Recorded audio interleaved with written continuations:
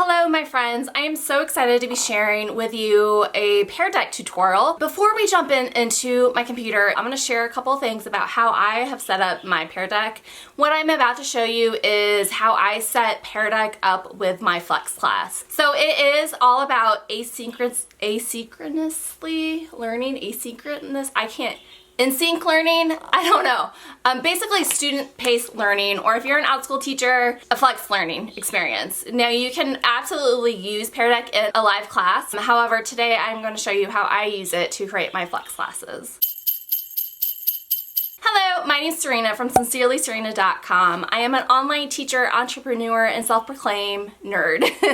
And on my channel, I love sharing all types of things to help you not only increase your teaching game, but increase your entrepreneurial game as well. If you have not already, go ahead and hit that subscribe button. I put out a video every week, and into February, I'm going to double down and produce 2 videos per week, so you do not want to miss those videos. Before we hop over to my computer, I want to say thank you to everyone that has supported my Etsy shop, Bibliochic. I am like overblown with the amount of support that I have gotten from online communities. So thank you.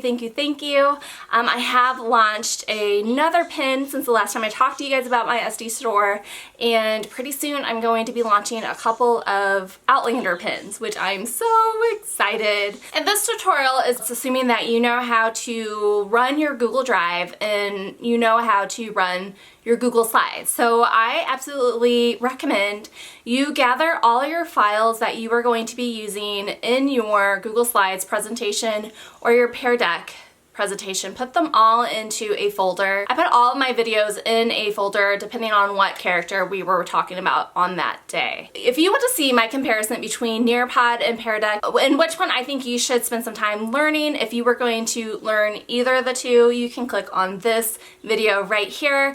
And because I know your time is precious, as always, I will put prevalent links in the description box and timestamps if you ever want to jump ahead. All right, enough of me rambling on. Let's go over to my computer. Hello and welcome to my computer. So the first things first, before you even start your Google Slides, you are going to go to peardeck.com and sign up for an account. So you just do that by pressing the Start Teaching Together. You'll fill out some information and you will get a teacher account. They will also probably offer you a free trial of their upgraded things. So after you've signed into your Pear Deck, you want to open up a new Google Slides presentation. But before we do that, we are going to go into our Google Drive to make sure that we have all of our files where we want. And you can see that I've created these files to help me kind of organize. And today we are going to work on Peggy Schuyler. My Pear Deck is going to have videos. Your Pear Deck may not have videos, and that's okay. If you have any file pictures or any worksheets or anything that you want to put in here, I would do that just to kind of organize it. If it is something that is going to be clicked off of Pear Deck, like a video, and if it is saved in your Google Drive, you are going to want to change the sharing restrictions on it. And that is because so when a new student clicks on it, they have access to that link instead of it being private. So in order to change that, you go to wherever your video is or whatever file you want to share. You could do either share or get link. I always just go to get link, and I change this to the restricted to anyone with this link can view. So I'm going to do that to all my files, especially my video files. You can share videos with your class a different couple of ways. You can do it through YouTube. You can also do it through Google Drive. I was not able to upload my videos onto YouTube because I do have short clips of the Hamilton musical, which Disney owns the copyright on. Don't worry, I am using them in a fair use way, but Disney did not like having it on YouTube without having ads placed on it. And of course, I don't want to have ads in my videos for my students. Okay, so after you've organized your Google Drive file, you're going to go over to your Google Slides. And before we make the presentation, first we're going to title our presentation. Mine's going to be Peggy flex. And then we are going to add on our Pear Deck extension. So in order to do that, you go over to this add-ons. You click on that and see I already have my Pear Deck already added on. But if you do not have Pear Deck added on to your Google Slides, you will go to right here. It says Get Add-ons. Google Slides have lots of different add-ons, which is pretty cool. One day I'll probably look through all of these things. But if you don't see Pear Deck automatically pop up, you're going to go to the search apps and just put Pear Deck right here. And then you are going to click on it and go through all the prompts to actually install that Pear Deck. Okay, so before we start doing Pear Deck stuff, what I have found to be the easiest was to organize my slides the way I want them before adding interactions to them. So I'm going to start with my title slide, and I actually had pre-made slide files already made through Canva. If you don't have Canva, you should definitely get Canva. But of course, you can make the slides right there in Google Slides as well. You can put your slides. I'm going to go insert, images, upload from computer. So here's more presentation. So we are going to insert, Peggy. All right, so here is my opening slide that I made in Canva. I'm just going to extend it so it fits the entire slide. Voila. And I'm going to add another slide. So here is where I'm going to be adding my video. To make my background, of course, another image that I made through Canva. And of course, you don't have to make anything through Canva. I just find it easier to do my images through Canva and uploading them on a background. Cool. Okay, so now that I have my background that I want on all of my slides, I'm going to go over to the slide. I'm going to duplicate it to make it easy for me. I'm going to duplicate it a couple of times. So when I add things, okay, I think that's enough. So you don't necessarily have to put a background in if you're putting a video on top. I put in my backgrounds instead of just dragging and dropping a picture. That way, if I am making an interactive Google slide, when the student clicks around on it, so say I insert, I don't know, something that I want the student to click around and manipulate. So say I put that in, and I have an activity where I want them to move it around. When they move around the object, it's not actually going to be moving around whatever you have in the background. So that's why I always add backgrounds. So from here, I am actually going to insert my first video. And the way I edited my video, so I recorded them all at once, and then I edited it in my editor, and then I asked interactive questions throughout my video. So after I ask a question, that's where I edited the video where it is a clip. And then after that clip, the student will then go to the next slide and answer or interact with that question. So I'm going to insert video, and then I'm going to go to my Google Drive. So I'm going to go to my first Peggy video right here. The way Pear Deck is when the slide comes up, I don't have this arrow button. So the student may not know that you have to click on my face in order to play the video. So I am going to put in a arrow button or a click button, which I made, of course, on Canva and saved it on my computer. Alternatively, you can go over to Insert, Image, and then search the web. And if you want a image that does not have a background, you want to search PNG. So say I want a click PNG. And then all of these will come up. And when you drag and drop them over, they will not have a background. But I don't like that one. That one actually looks like it's given the finger. Like I said, I find it easier just to... Okay, so now I have my click button. The student knows that when they come to this slide, they have to click on the screen, and then that will take them to that video. So the next slide is going to be my question. So I'm going to have that as a placeholder. I'm going to go to slide number 4. I'm going to insert my other video. Again, we're going to press Insert, Video.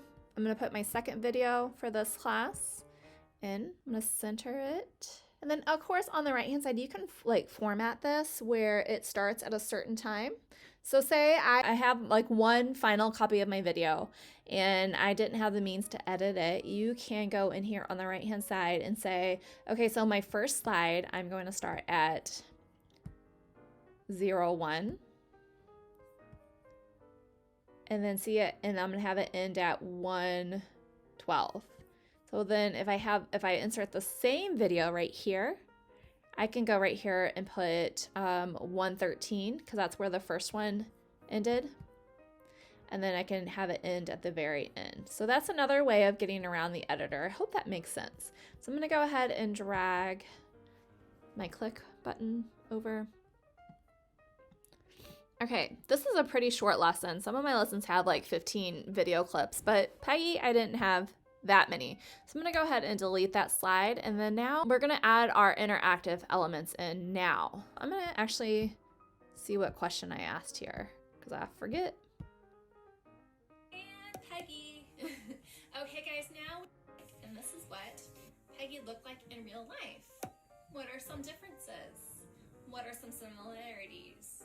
All right, so I asked the students to compare and contrast Peggy, Hamilton Peggy with the real Peggy. So I'm going to first put my question in. So here's my text box. I'm going to open up. This is where you add your interactive stuff. So you're gonna go to your add-ons. You're gonna open up your Pear Deck add-on. And it's gonna bring up your options. So with a basic membership, you have the ability to have the students type in an answer, pick a choice of 4. You can have them put something numerical, or you can have them visit a website. Now you can pay to have the students be able to draw or to have the slide actually interactive, which is really cool. I'm thinking about upgrading my membership in order to be doing these things. We'll see if that happens. You can also add audio to the slide, which is pretty cool. There's also more extensions on Pear Deck. I think it's like Pear Deck. I think it's called Pear Deck Power Up, where you can have GIFs. I don't know. The cool little animations, which maybe that will be another video for another day. But we're just doing the basics today. So my question is compare and contrast the looks of the musical, if I, grammar. The musical Peggy to the real life Peggy Schuyler, period. So that question is a typing question. So I want the student to give me in their own words, the two difference between the real Peggy and the musical Peggy. By the way, I don't know if you guys knew that I am teaching a Hamilton course. Okay, so I'm gonna press ABC, that's my text, and Pear Deck is going to dance a little bit, adding the interactive question. Okay, and so on the bottom here, it tells you that this is going to be a Pear Deck slide, and we'll see when I go present the slide what it's going to look like. You do not want to erase this, or if you feel like you maybe don't want the students to do a written response, maybe you want a different choice on this right side, you can always highlight this box and delete it and maybe pick another one. But I'm gonna go with writing. Okay, so I'm almost done with a slide. Of course, I kind of want the students to be able to see, the musical Peggy to the real life Peggy Schuyler. So I am actually going to find my picture. I'm gonna drag and drop my picture of them. Okay, so here is my picture of real Peggy. Here it goes, my next video. I'm gonna see if I ask. I'm pretty sure this is probably the end of this lesson. So both girls did have dark, curly hair. Probably one of the only of that harrowing night from those treacherous Tories in the American Revolution. Okay, so maybe I want to do another interactive question. Maybe at the end of my lesson, I want to ask, and I'm just going to come over to this third slide and copy this text box so I don't have to reformat it. Maybe I want to ask them, would you be friends with the real life Peggy Schuyler? And then maybe I can go to insert an image, and I'll search from the web and I'll look for an image of Peggy Schuyler. All right, so here is Peggy Schuyler. Drag, I think, a text box, another text box over. And it's going to add. Boom. Okay, so now if I am done editing, this is a really short lesson. So I have my title page, I have my video, and then I have my interactive question. I have another video, and then I have another interactive question. So if you are finished, what you need to do now is you need to press the start lesson on the Pear Deck side right here, and that is going to save. Now you want to go over to Pear Deck. You want to sign into your Pear Deck, scroll down right here, and find your lesson that you just did. So ours we just worked on was Peggy Flex. You're going to click on that, and you can either start a live session or you could start a student pace. So a live session is if you are in Zoom and you are doing a live session, you will have your screen open, and then the students will come and join and they'll have to split their screen, one side with Zoom and one side with Pear Deck. And so they are able to join and interact with your slides as the lesson is going on. This is really great if you have an older group of learners that don't want to get on camera and they don't like interacting with class, but you still want interaction. You can do it this way. I can tell you that if your students are not used to split screening or technology, or if they are joining class on an iPad, they are not able to split their screens. So that's how you do it for a live session. If you want to know how to do what a live session looks like with Pear Deck, let me know and I'll make a video soon. This is a flex class, so instead of a live session, I'm going to start a student-paced lesson. Okay. So I'm going to go ahead and start a new. So this is the link that you will want to give your students. You can also share it to the Google Classroom if you have a class on the Google Classroom, but since most of the Outschool classes are on Zoom, I will have to share this link instead. So you can go to your teacher dashboard, and this is what it will look like. It'll show you what slide is what. You can copy this code right here. So if your student goes to join pd.com, they will be asked to enter a code. You can find that code right here. And Pear Deck, if they are not registered with Pear Deck, they will automatically give them a avatar and a name. So I like Pear Deck because the students do not have to create their own accounts. For the parents that want to stay anonymous, they are able to do so that way. This is what the student's presentation will look like. So you might have to make a video to show them that on the bottom, if they're new to Pear Deck, on the bottom is your toggles between the different slides. And that you will have to click where it says click to watch the videos. And then on the slides where it has a question, they can answer on the right-hand side. So I'm going to show you what it looks like from a student perspective. With the Google Drive videos, make sure, I had already said this again, but make sure that you lift the share and restrictions on it so anyone with the link can view that video. So you will click play.